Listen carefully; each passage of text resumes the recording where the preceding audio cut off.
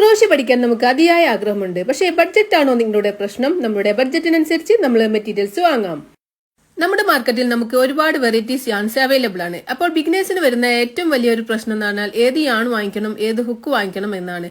അപ്പോൾ ബിഗിനേഴ്സ് അറിഞ്ഞിരിക്കേണ്ട പ്രധാനപ്പെട്ട 3 കാര്യങ്ങൾ. അതിലൊന്നാമത്തത്, നമ്മുടെ മാർക്കറ്റിൽ ഇതുപോലെ ഒരുപാട് യാൺസ് അവൈലബിൾ ആണ്. ഇതുപോലെ എക്സ്പെൻസീവ് ആയിട്ടുള്ള യാൺസും അവൈലബിൾ ആണ്.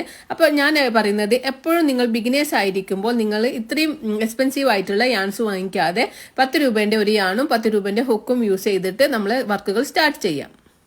ഇനി ബിഗിനേഴ്സ് അറിഞ്ഞിരിക്കേണ്ട പ്രധാനപ്പെട്ട രണ്ടാമത്തെ കാര്യം എന്ന് പറഞ്ഞാൽ, ക്രോഷ്യ സ്റ്റാർട്ട് ചെയ്യാൻ നമുക്ക് ഫുൾ സെറ്റ് ഹുക്കിന്റെ ഒരു ആവശ്യവുമില്ല.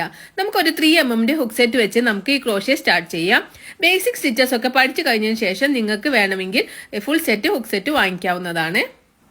അതുപോലെ തന്നെ ബിഗിനേഴ്സ് അറിഞ്ഞിരിക്കേണ്ട മൂന്നാമത്തെ ഒരു കാര്യം എന്ന് പറഞ്ഞാൽ, ഇതുപോലെയുള്ള എക്സ്പെൻസീവ് ആയിട്ടുള്ള സ്റ്റിച്ച് മാർക്കേഴ്സ് ആണ്. നമുക്ക് ഒരിക്കലും ഇതുപോലെയുള്ള എക്സ്പെൻസീവ് ആയിട്ടുള്ള സ്റ്റിച്ച് മാർക്കേഴ്സിന്റെ ഒരു ആവശ്യമില്ല.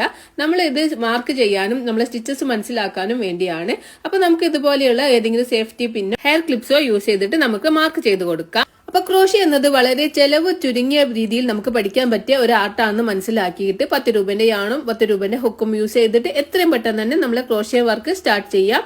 അപ്പൊ എങ്ങനെയാ, നമ്മൾ പരിപാടി തുടങ്ങല്ലേ?